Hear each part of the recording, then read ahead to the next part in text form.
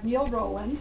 He is the editor and lead reporter for a subscription-only, European-based financial news service called MLEX.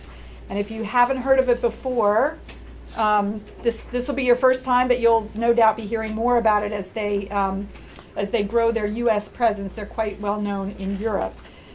Neil heads that team. He is an award-winning reporter. He's won the Loeb Award, which if you're a business reporter, you are familiar with that. It's one of the highest awards in business writing. Also, Society of American Business Editors Awards, Jesse Neal Award.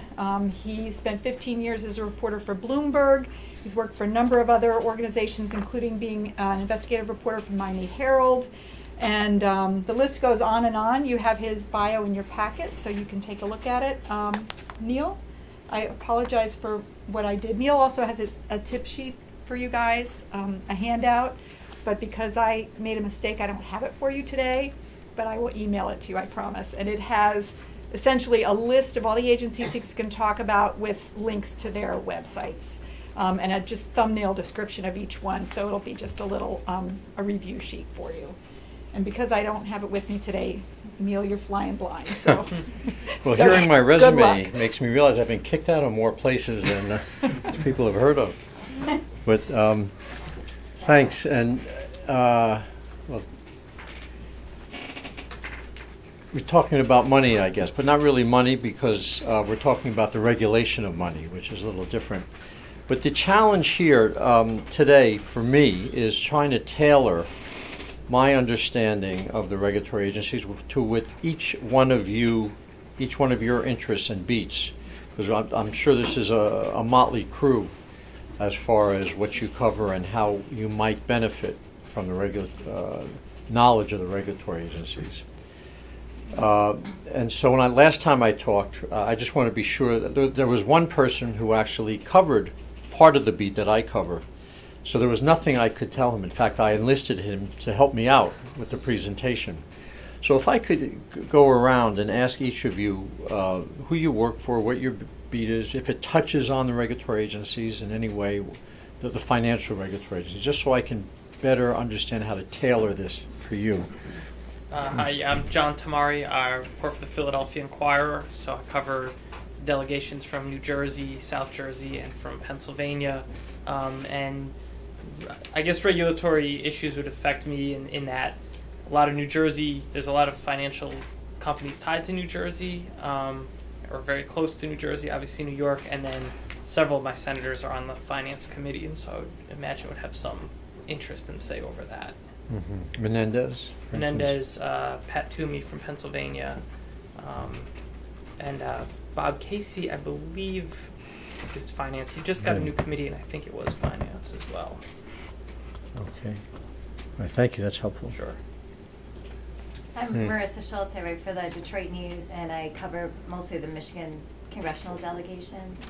And we don't really have any huge players in financial services. A few of my members are. Stappenow. Well, she heads Agriculture Committee, which oversees derivatives. Oh, there you go. She's a very big player in the derivatives space. Then I have a lot to learn.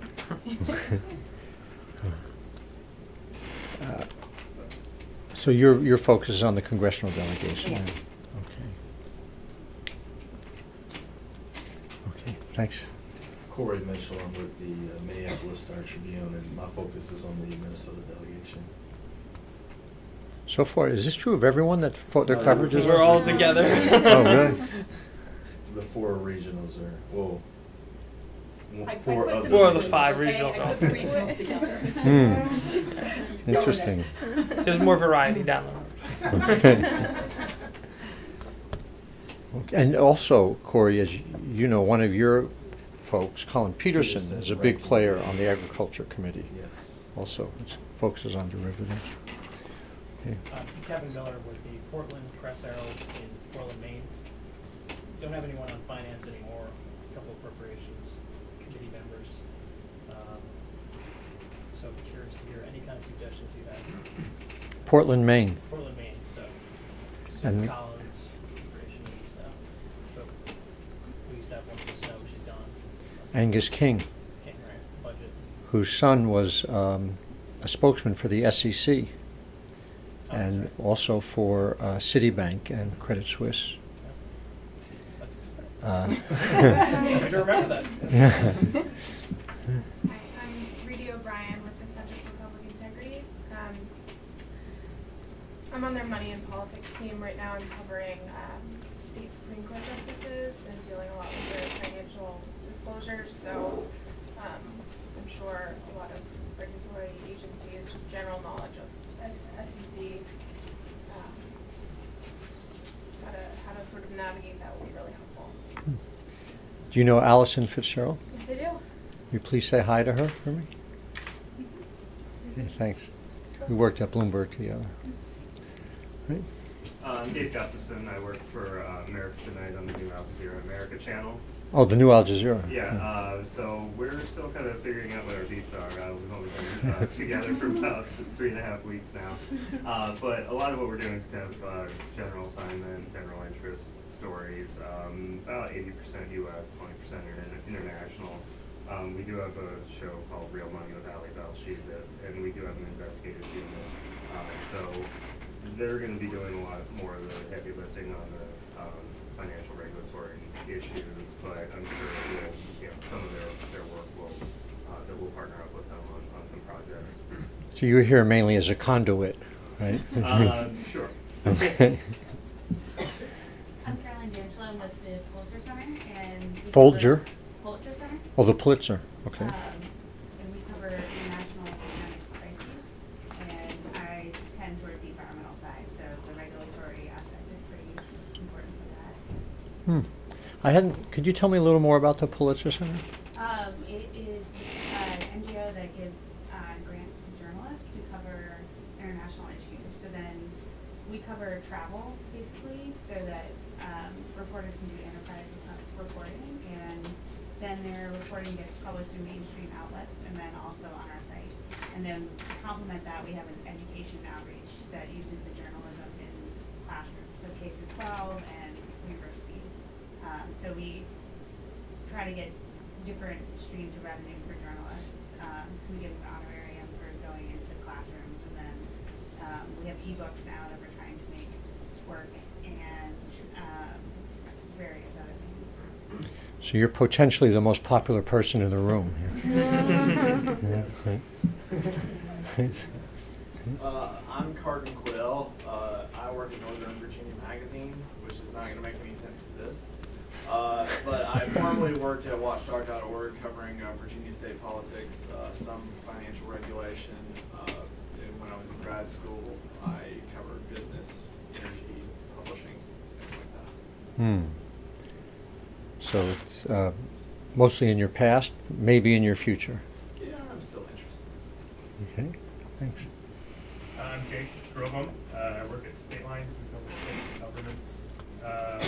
I cover the safety net and social issues, that kind of thing.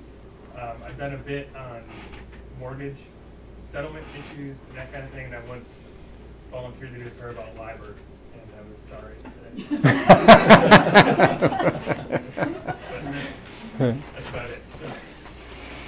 When you cover state issues, do you are there certain, we're talking about congressional delegations, are there certain states you focus on, or all states? It's all the states within my subject area. So. Which your subject area includes mortgage settlements and? Well, mainly the safety net and social issues and that kind of thing. But I have written some about housing policy and mortgage settlements. Okay. All right, thank you. Hi, I'm Oriana Pollock from the Air Force Times. I'm the deputy news editor there. I'm doing some general assignment reporting, but I'm kind of dabbling in cyber and Air Force research and development and electronic warfare. Are you still out in Springfield, Virginia? Yep. So I used to work at Army Times. Yep. My first job. Is it right across from me? Oh, is still Gannett owned? Yep. Great. Nice to meet you. I'm Blake Subchak. I work for Energy Wire, covering oil and gas news, so a lot of stuff you could talk about. Just to me, I cover mostly crude transportation, crude by rail, So following a lot of the big railways, and I also do some international stuff. But yeah, I'd be interested to hear what you make of these new master limited partnerships that are cropping up, and some of the possible regulations that might come with renewed investment in that area. I don't know, with like Kinder Morgan and some of the pipeline companies and stuff. But I'm not really sure what you're talking about, so I'm guessing I'm not going to be of much help. I'm sorry. Yeah, no worries. But yeah. Does your beat cross paths with derivatives? Yeah, yes, not my beat in particular, but we have some people who do that sort of stuff. But Okay, well, I apologize for that. no, yeah, no. Hi, I'm Natalie de Blasio. I'm a breaking news reporter at USA Today. So I cover news all over the place, and I'm interested in everything because I never know when I'm going to be covering something breaking on that subject matter. So I'm sure whatever you talk about at some point will be very important right now. So I'm all ears. You're the proverbial body that they throw. That's it. You cross paths with Donna Lineland? Yep. Okay. Well, Yep. we used to work together. Is she really? We worked at the Miami Herald together. So please say hi. I will. Thanks. My name is Alba French. I'm an associate producer at NBC's Meet the Press. We cover national politics and international issues as well. Definitely interested in hearing more about financial regulation. In case it comes up, it will come up, obviously, but just to have a better feeling, a better sense of how to approach it from a talk show perspective in terms of issues and just to better my understanding of that world. Well, obviously, what you do here is the highest profile of any of us. I guess, but it doesn't always feel that way when you look at the ratings. But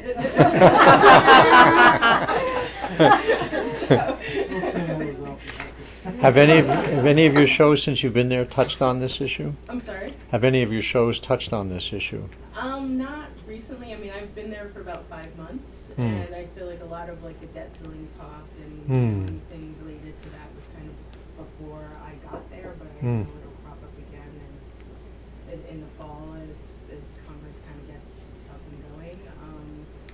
I definitely feel like, the reason I wanted to be part of this fellowship was to kind of get a better understanding of like the nitty gritty of finances, which is not something that is my strong suit at all. So I am ready to absorb whatever you have to say.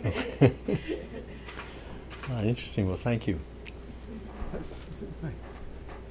I'm Roland. I'm a producer for C-SPAN, and I cover a lot of just general hearings. But when all the CFTC hearings, SEC hearings, MF Global, and stuff like that, my boss has been known to give me all of them.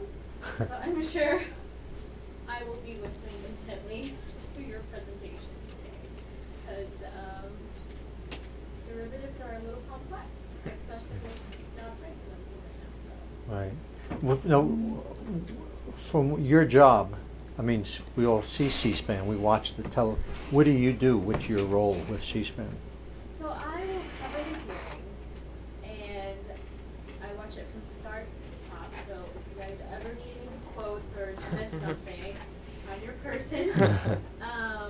And then I write a synopsis, and we push it out to all our platforms.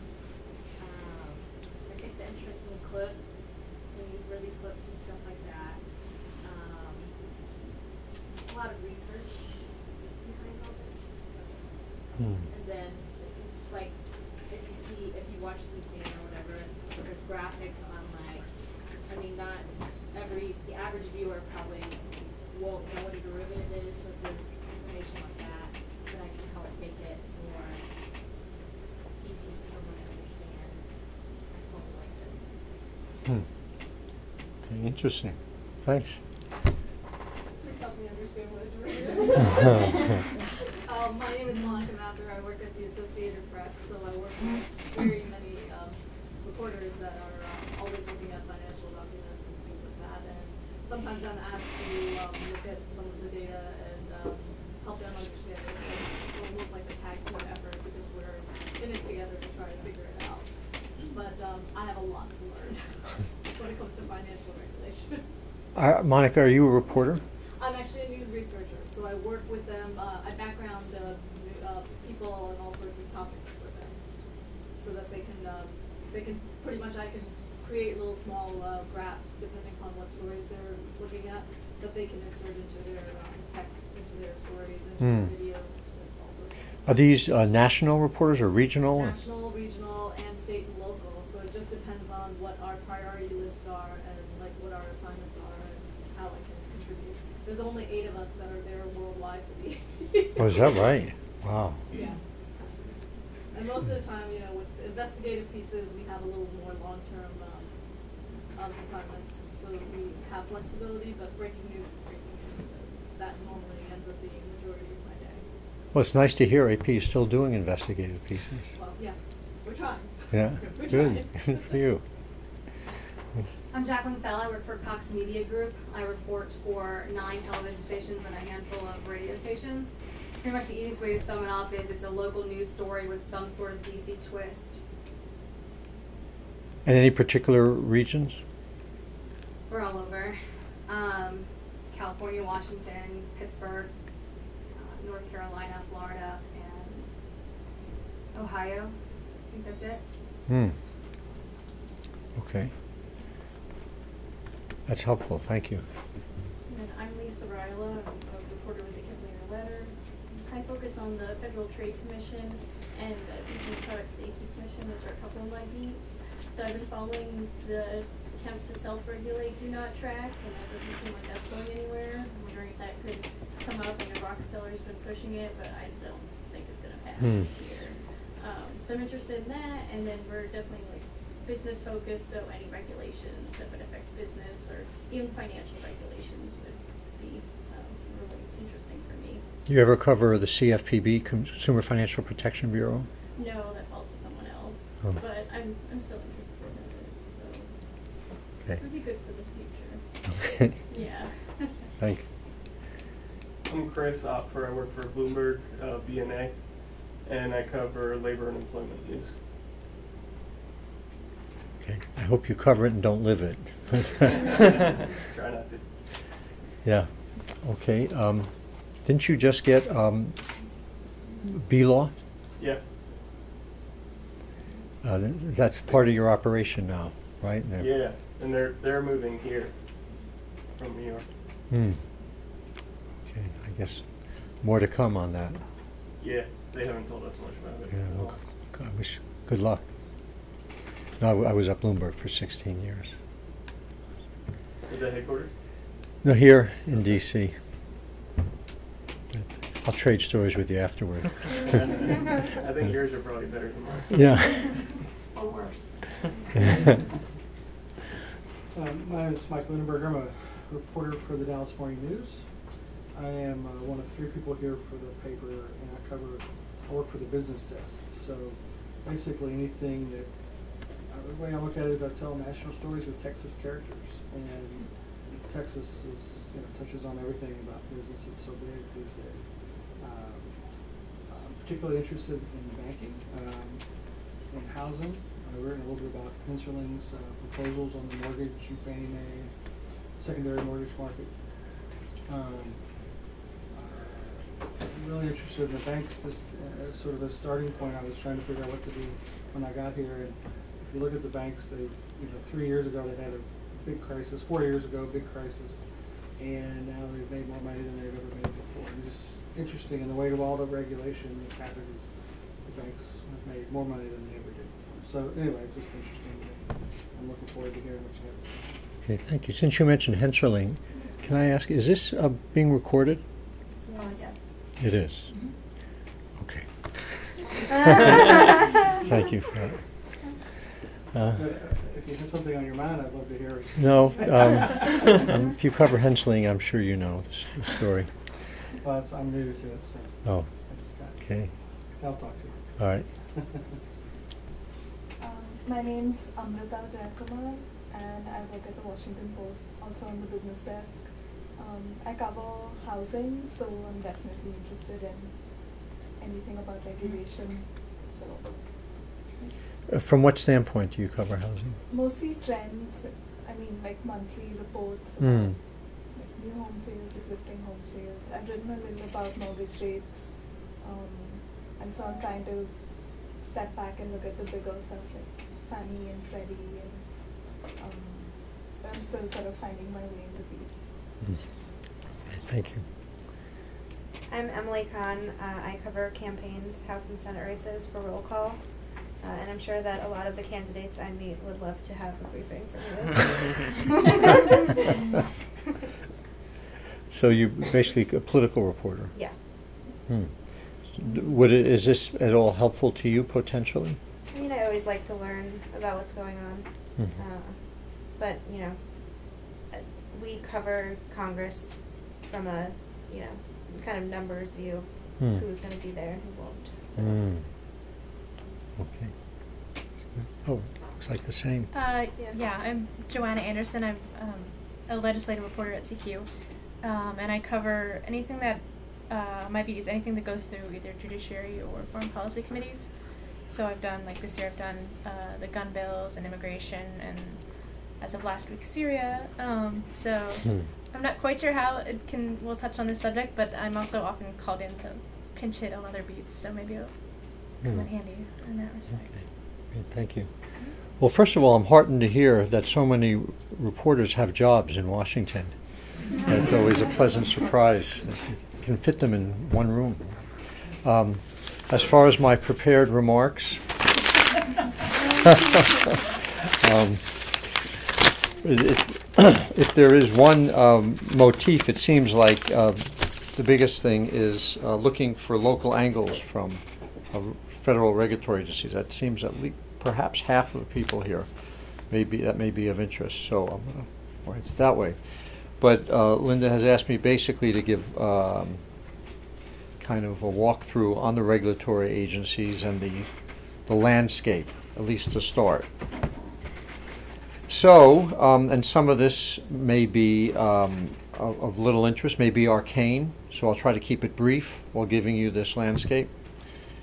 And I guess it's all, we have no visual aids, so but financial crisis, historically, 2007 to 2009, led to the Dodd-Frank bill, 2010. The implementation of the Dodd bill, there was a lot of room left delegated by the bill to the regulatory agencies to implement it. 3 years later, we're right in the middle of implementing it. It's far from over. I'd say the CFTC, which we've made some references to, is by far the farthest along, thanks to Gary Gensler, the chairman, who was an... Uh-oh. Did I mess up already? No, I just have a question. Oh.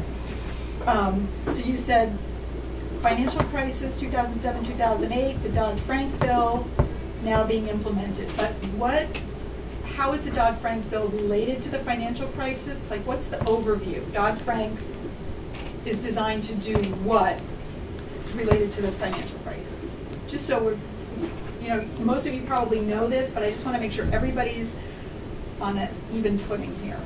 Well, there are many, many provisions to the Dodd bill, many, many hundreds of rules. But if you were to pick one... Could you list them for us? No. And you thought I was boring before. If you were to pick one overriding purpose to it, it would be to end taxpayer bailouts, which was, I suppose, the most significant political reaction to the financial crisis. And it seeks to end taxpayer bailouts in terms of its most important provisions by Title I of Dodd-Frank, setting up FSOC, Financial Stability Oversight Council, which I'll explain in a moment, whose purpose is to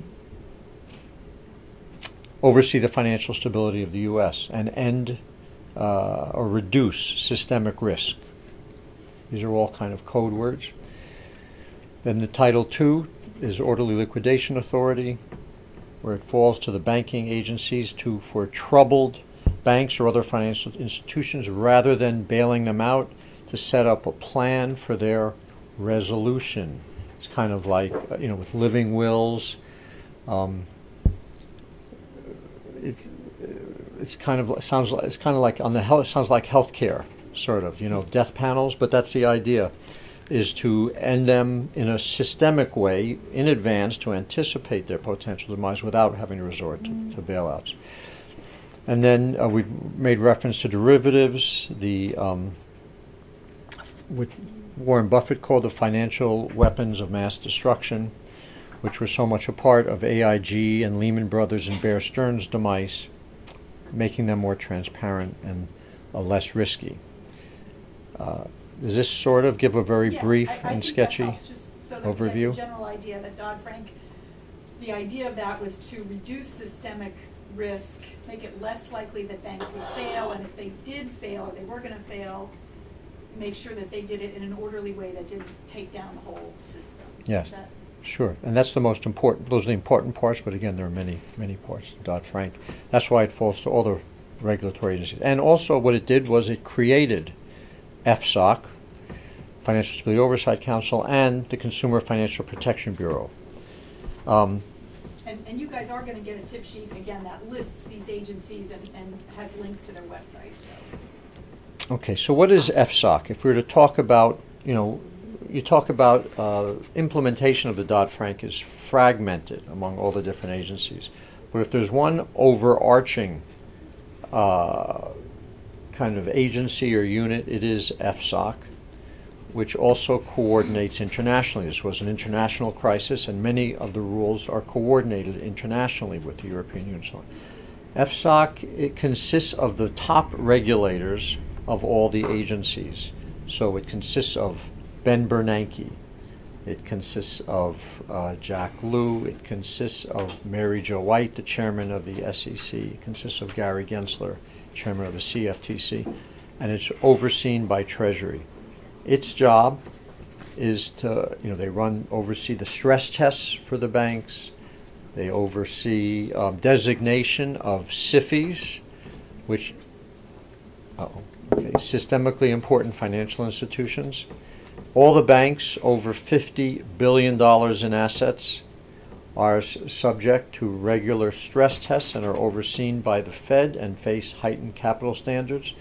What's new that FSOC does is designate non-bank financial institutions as potential systemic risks.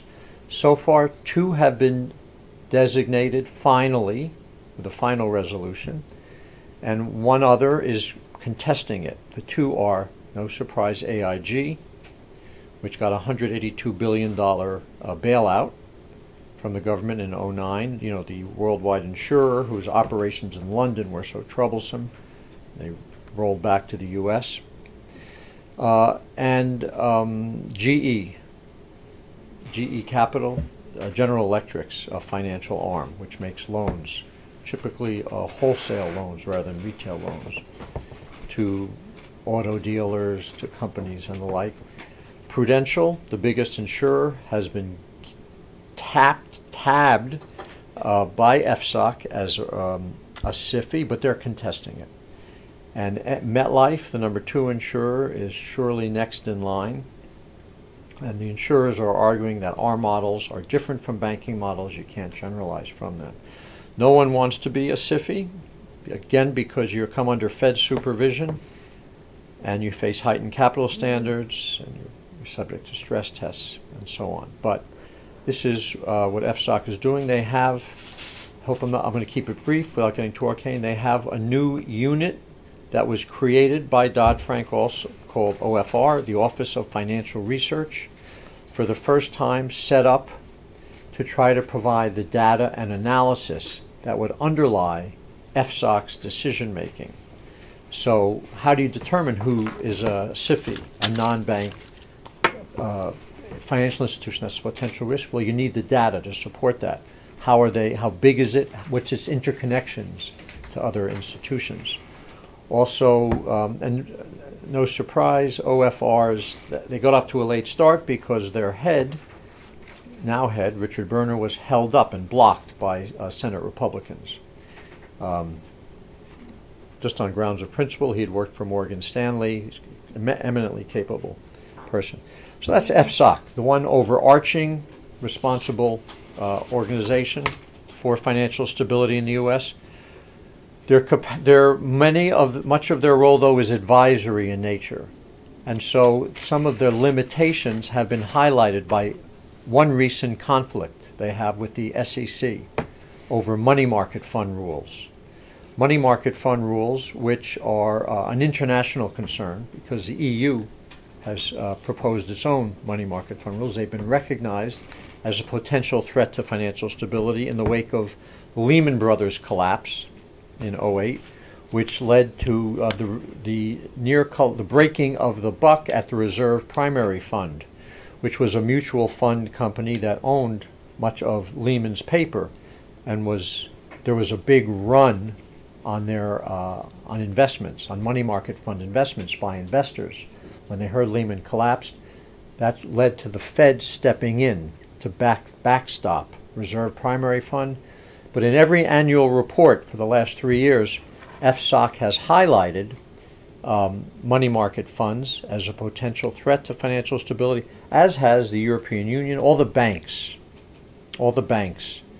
banking regulators, have recognized this as a potential threat. And so FSOC has recommended and had recommended that there be capital requirements for money market fund. Money market fund, we're talking about owned by Fidelity, Vanguard, the mutual fund companies that many people have investments. Their 401ks are in. This gets down to the individual investor. But it's a really, to me anyway, fascinating case study that the SEC, and in particular one SEC commissioner out of the 5, was able to stand up to the immense weight of the banking regulators internationally with the backing of mutual fund companies. This is largely mutual fund companies and their trade group here, investment companies, who have pushed back against any regulation. And not surprisingly, at the SEC, you had the 2 Republican commissioners opposed to any regulation, but you also had one Democratic commissioner, Luis Aguilar, who used to work for Invesco, a mutual fund company, that pushed back against the rules that Mary Shapiro, then chairman of the SEC, was hoping would be proposed. Ultimately, what's been proposed by her successor, Mary Jo White, is a much watered-down version with no capital requirements. So for those interested in the arcana of regulation, this is a very interesting case study of, one, the limits of FSOC and its untested authority, and the power of, in this case, of one feisty regulator on the Democratic side who stood up for the autonomy of the SEC. This is probably taking us a little far afield, so I'll pull up short, but I just wanted to show the FSOC in action. And can I just, for the benefit of people who do not cover financial stuff, don't work on the business desk, don't know anything, do you understand what it means to have capital requirements? I see some nodding and some not. Basically, as I understand it, this means that a bank has to keep sort of cash on hand, a certain percentage, in order to cover potential withdrawals, right? So exactly, it's a buffer. There's a run on the bank, they've got enough money to pay it out, so there's no panic. It's cash and equity, to be exact, serve as a buffer. For an institution, they have less money that they can invest, that they can make money on, because they have to keep it, they have to hold on to it. Is that right? Very perfect. Is it FSOC or AC? What does it stand for again? Financial Stability Oversight Council. Thank you. If you want to ever get access, their website is fsoc.gov. It's because it's run by Treasury, it's linked to Treasury. And it's on the sheet that we're going to email you tomorrow. I have a related question. Please. You said money market funds were identified as the next big threat. One of the potential threats, yes, So to financial stability. What specifically led to that, or why are they sort of looked at as? Well, the example that set everyone off was, well, it gets into breaking the buck and what that is, but it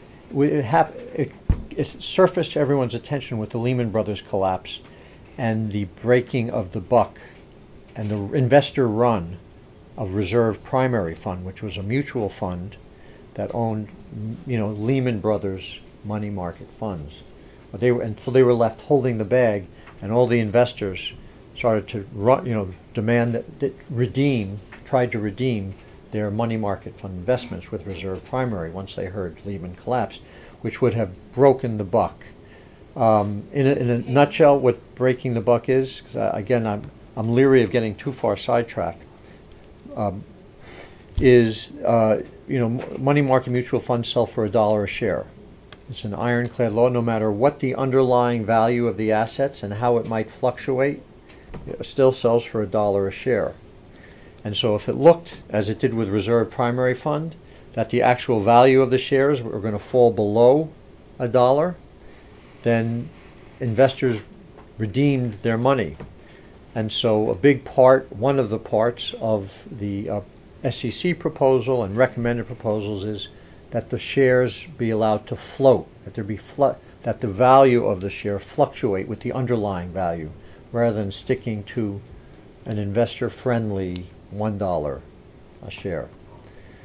And mutual fund companies are arguing, well, that will really damage our business then, because they'll look at us as another investment. They'll flock to bond funds or whatever. That's the argument for it. Okay, sir. How much of what the OFR either collects or release, or how much of that is public?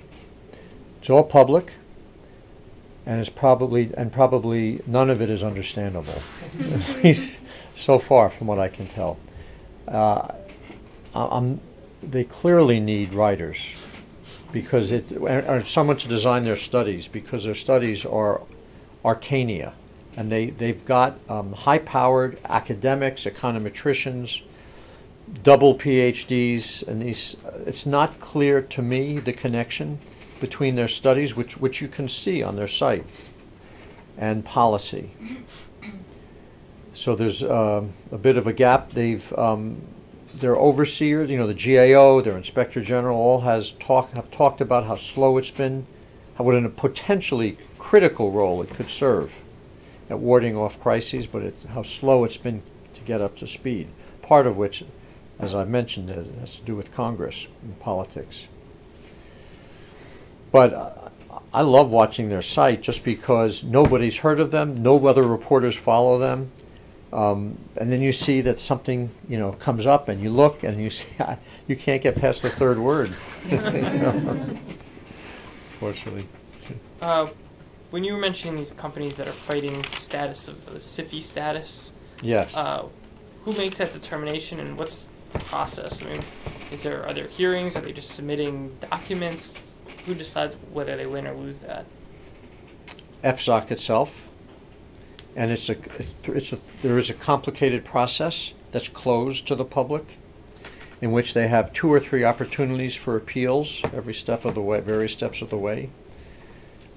So it's an extended process once they're designated. Whether you find out about it or not is up to the company to announce, as Prudential did when they announced that they were designated, not finally, but preliminary designated, and that they're going to fight it. But it is a process that does not have an appeal beyond FSOC, which also does the initial designation. And would the senators be able to weigh in other than writing letters and doing normal Senate lobbying that they can do? Yeah, you're right. I think you've described it exactly right. Okay. They can do whatever they want, but they can intercede in the actual process. It doesn't mean they won't try, and who knows if they have some effect or not. But it's very much a database, and it gets into very much of the complexities of interconnectedness, which is at the heart of systemic risk. Just as, with AIG, with all its interconnectedness and derivatives, and all the Wall Street institutions that bought derivatives from AIG, and then when the housing market collapsed, how that all played in, all the complexities of that plays into what's designated as a SIFI. Should I go on? Okay, so somehow there was a thread I was talking about. Oh, the CFTC. I don't know how I got onto that. Maybe because there were some derivatives, but the CFTC has been by far the most active of the agencies in rulemaking, and that's because their chairman Gary Gensler is very much an activist. He played the formative role as a senior Treasury official in the first Obama administration in helping to craft the derivative portion of the Dodd-Frank bill, working tirelessly with lawmakers in trying to come up with, the best, most sensible law. And he's been driving the CFTC over tremendous opposition, primarily from the banks, who are the key. The banks are the key player in derivative space. And you hear about derivatives, and derivatives are an important part for energy companies, ranchers, food companies, and so on, which get the sympathy, not the Shells or the BPs, but the small, the farm cooperatives, say, that use derivatives get wide support in Congress. But the derivatives are really dominated by the banks, and the five biggest banks, five big banks led by J.P. Morgan Chase, Bank of America, Citigroup, Goldman, and Morgan Stanley. They control about 95% plus of derivatives trading. And he's been battling them, as well as the foreign banks. Derivatives are it's a global market. In fact, the majority of trading in derivatives take place overseas, or between a U.S. bank like J.P. Morgan and a foreign bank like Barclays or Deutsche Bank or Mitsubishi in Japan. Europe and the U.S. are the biggest centers, but 60% of the trading derivatives is overseas. So the rulemaking, the cross-border derivatives trading rules, bring into play foreign banks, like some of those I mentioned, Deutsche Bank, Barclays, etc., and also foreign regulators, like the European Union, who have typically played in as advocates for their banks. So Gensler has taken them on, and as well as members of his own party. And he's gotten many rules passed, but he's trimmed his sails. He's had to cut back significantly in response to this pressure. But if you just look at what's been accomplished, they're by far the most active agency. And in fact, it was Debbie Stabenow, Senator Stabenow, chairman of the Senate Agriculture Committee, who was given, and is normally given, first dibs on who you nominate to be the chairman of the CFTC. And Gensler's term ends at the end of the year, and so one of her staffers was recently floated 3-4 months ago as a potential successor, publicly, to Gensler, but ultimately she withdrew her nomination. Who is that? Amanda Crutchfield, I think her name is. If you're interested, I could get you her exact name. Sure. But she's a very big player in the derivatives field. And on the House side, Colin Peterson, he's in the minority, much less a player than he once was, but as the ranking minority member, still it's Frank Lucas of Oklahoma, who's the chairman of that committee. Also plays a big role. All right, the three banking agencies that have a part in capital and liquidity requirements and all the other banking requirements coordinated internationally pretty much work in tandem are the Fed, the FDIC, Federal Deposit Insurance Corporation, and the OCC, Office of Comptroller of the Currency. The Dodd-Frank bill, there was a fourth, the Office of Thrift Supervision, which oversaw savings and loans and thrifts, but it was the most captive. While it was shown, the financial crisis highlighted the fact that all of the agencies were pretty much captive to those that they regulated. The OTS was the most flagrant example of that. And in fact, overruling in a number of cases state banking regulators which sought to tighten up on the regulation of banks in their area.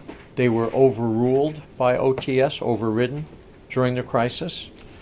OTS was folded into OCC by Dodd-Frank, so it no longer exists as a separate entity.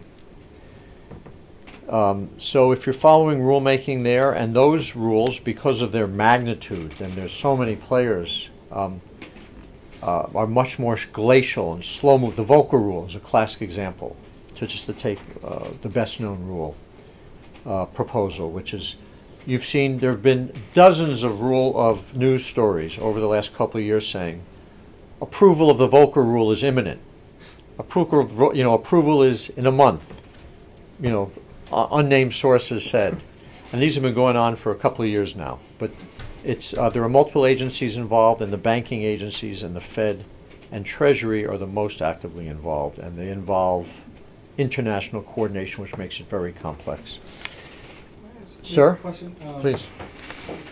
As I was coming here, I picked up an old copy of Rolling Stone, and Matt Taibbi. Yeah, had written this article about how to kill legislation, and he used Dodd-Frank as a case study of sort of the new tactics of if you're opposed to a bill, and you attack it in the you attack it in Congress and try to get it not passed or get it watered down, and then you attack it in the rules making process, and you sue it, and then several different steps. And his overall thesis was, by the time this thing gets rolled out, and this was maybe a year ago, it's a shell of what it was intended to be. And I'm just curious, as someone who's observed this up close, is that a fair, accurate? 100%. I hope I'm not shattering anyone's illusions.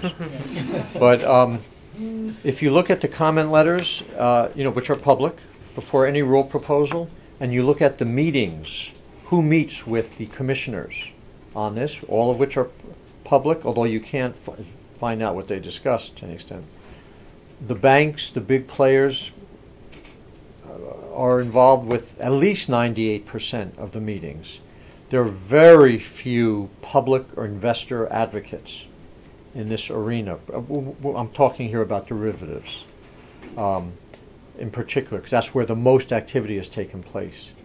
There are a couple of kind of marginal, they would be offended if I called them that, but that's what they are, groups that try to represent the public. But they're very much deeply outflanked by the armies of lawyers and analysts that the banks bring to bear on this issue. And he is, the way you described it, I think is completely accurate. I would even go further than that, that they're able, the legislative process is just the first step. And Dodd-Frank left the regulators with tremendous latitude in this area, and understandably so, because they're so complex. And the regulatory process, if you can write, it's open to you can write the comment letters, and you can say every one of them is going to say delay implementation. You're asking us to do too much too soon. It's too costly. Delay this. And during that time of delay, the hope is that, well, maybe there'll be a different president who will weigh in, and things would have been completely different. Let me tell you. Look, I'm coming across as an advocate and a partisan, and I don't mean to do that. I'm trying to be descriptive here, but this, what I'm saying is factual. It would have been a very different story. We'd be sitting here with very different issues and implementation if there was a Romney presidency than if there was a continuation of Obama. I talk to the bankers. I won't say some of my best friends are bankers, but I'm friendly with them.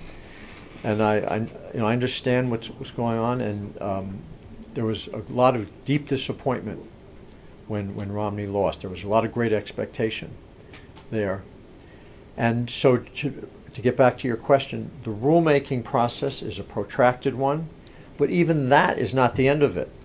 Because once a rule is adopted, there's still wiggle room within the rules before inspection. And who's going to oversee the rules for budgetary cuts? The CFTC was a tiny backorder of an agency before Dodd-Frank, just overseeing the commodities and futures. Then its responsibilities were expanded vastly when it was assigned to oversee derivatives, the financial instruments of mass destruction. But their resources were only marginally increased. So the question is, how are they going to oversee very complex rules with the resources that they have? And that's part of what, naturally, the banks are going to count on, and all their lawyers are going to contest and make sure that the inspections and examinations done will be contested. And to bring up another point you raised, which you correctly quoted Tabibi, as saying that so many rules are also contested in court, and so far successfully so, through the D.C. Circuit Court, U.S. Circuit Court for D.C., which is very sympathetic to business groups, has proven itself. And the master lawyer for the business groups, who has handled so many of these suits, we're talking about 5 or 6 suits contesting CFTC and SEC rulemaking, and about 5 out of those 6 successfully. You may recognize the name, at least one of the names of the lawyer who has made this a specialty, Eugene Scalia. And this has been his cottage industry. So yes, you're correct. Tabibi is absolutely right. And only when you see the nitty-gritty of it can you see how it works in practice. And let me just also say, to argue, if we had a banker here, or some of my friends in banking, they would say to you, these are very complex rules, very complex areas, and nobody understands how they work as well as we do, which is true. The staffers I talk to, and there aren't many in Congress, who follow derivatives. And I can think of, there are a couple I deal with. There's only one who really understands it, has told me he thinks there are only 3 staffers in Congress that really understand how derivatives work. It's a very arcane area. Certainly the public interest groups, they're respected maybe for their sentiment, but not for their knowledge or expertise. And, the regulators are sensitive to not wanting to be seen as disrupting the markets. And if you argue, as banks might, that this could disrupt jobs or affect job seekers, or job creators, sorry, you put regulators on notice. That's not an area we want to get involved with. Maybe that's radioactive. So there's regulatory capture, which is the term for this, is a pervasive phenomenon. And the only agency I've seen so far that's been least susceptible to that has been the CFPB, because their mission is to regulate consumer financial products like mortgages, credit cards, student loans, and so on. And the banks are in there weighing with them, and they have to be careful about Senate Republicans in particular, which blocked the appointment of a director very successfully. Not because they objected to him, but just because they objected to the agency, which was a part of the law. Anyway, thank you for your question. SEC, Securities and Exchange Commission, oversees the securities markets, investor protection, the efficiency of the stock and bond markets, and other markets that are off-exchange markets. They've been I've mentioned the center of the money market fund rules. They're also at the center of cross-border derivative trading rules, which the CFTC is farther along at. They share joint responsibility. SEC has taken, without a Gensler at their head, has taken positions more sympathetic to the banks.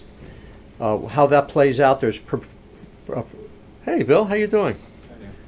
There's pressure on them to try to coordinate and synchronize what they come out with.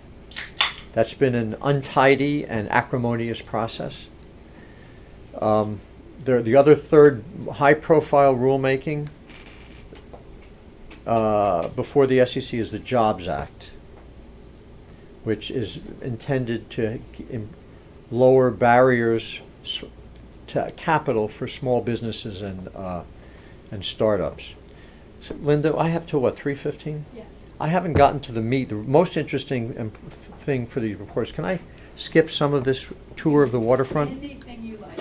Okay. Local. How do you bring this down to a local level? And that, I think, and let me try to think on my feet here, which I'm normally slow at. But the, I think what you'd want to do, and how many people are potentially interested in that? Bringing federal regulation down to a local. And Bill, I'll invite your input as well, because I know you have some experience with this. Look at enforcement cases. Get on the email lists of the SEC and the CFTC for sure, the CFPB, the consumer agency, all of whom take enforcement action against companies and firms. New Jersey, you've definitely, there, yes, that's for SIFIs for sure. That's a big area. But I'm thinking more of the smaller companies and firms that are the subject of very active enforcement regime at these agencies, and even some of the banking regulators. And you know, you can get on their automated email list.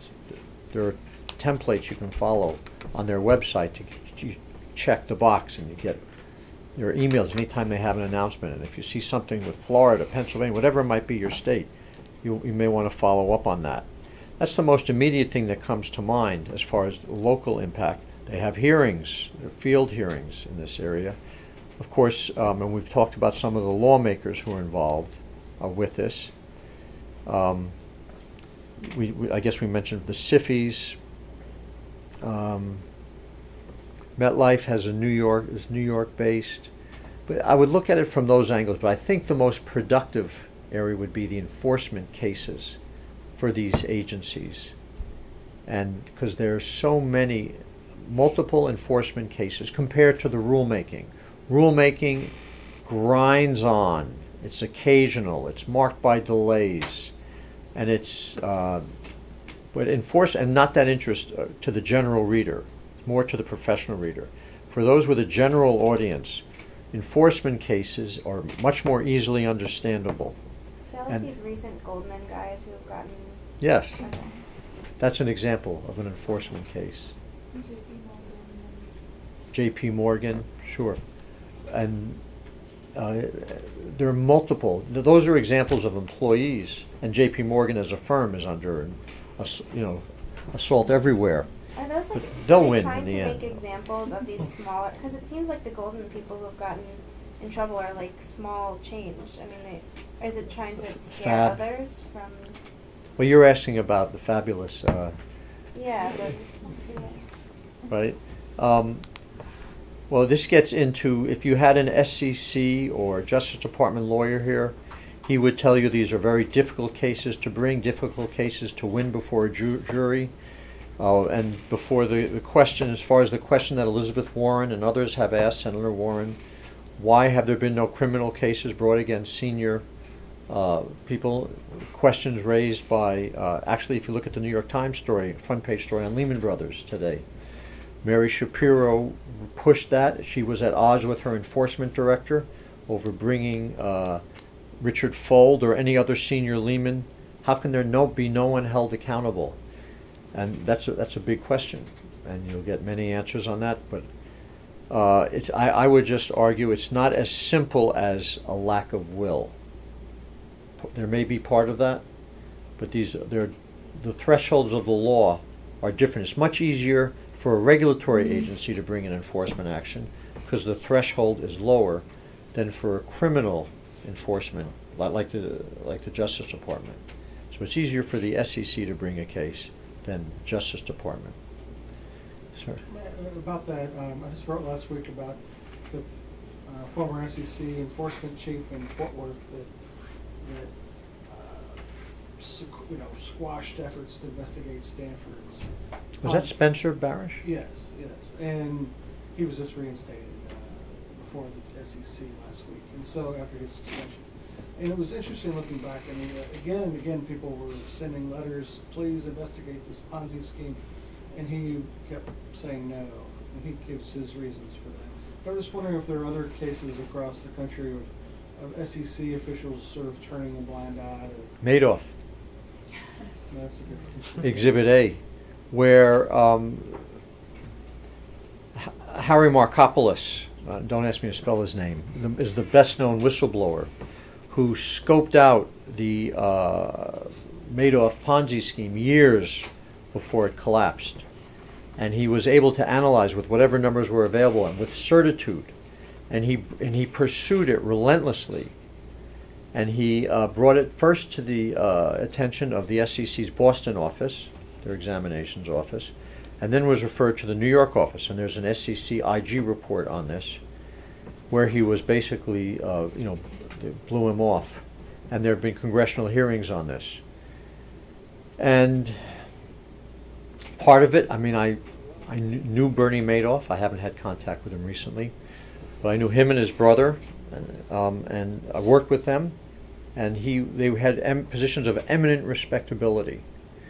He was the chairman of NASDAQ, Bernie was, in addition to being a white knight trader who sought to cut investor expenses by taking on the New York Stock Exchange. So he was a favorite of SEC Chairman Arthur Levitt. The idea that Bernie Madoff, who also is personally a very unpretentious guy, he's not someone who wears gold chains. Yes, he has a yacht in Florida, but it's an unpretentious yacht, as these things go. The idea that he could be author of a Ponzi scheme was unheard of. Also, the SEC didn't have the expertise in trading, nor did they have, they didn't have the expertise or the resources. And if you look at the IG report, it was a combination of a number of things like this that led to Markopoulos being blown off. Might be an interesting story to look at all the other. I mean, there were the same kind of people involved in the Stanford case who they were onto him early. This was $7 billion fraud. Yeah. And they were just in Antigua, wasn't he the sponsor of their cricket team or something? Yeah. Right. And Spencer Barish had there was some conflict of interest with him in that case, wasn't well, then the second thing is after he left the government, after 15 years, he went to work for Stanford as a lawyer. And he was told repeatedly you can't. And that's actually what he ended up getting dinged for, was representing for 12 hours, legal billing. But, the more important thing was all the years when he was working for the government, all the times that he turned down requests to investigate. There was no suggestion that he was on the take or anything, but it just looked really terrible. Maybe do you have a question before? No. Okay, sorry. I thought I saw your name. What in Dodd-Frank would not let Bernie Madoff happen again? Say that again? What in Dodd-Frank would not let another Bernie Madoff happen again? Is there anything? That's a very good question. And I'm not sure I can answer that on one foot. I'd say the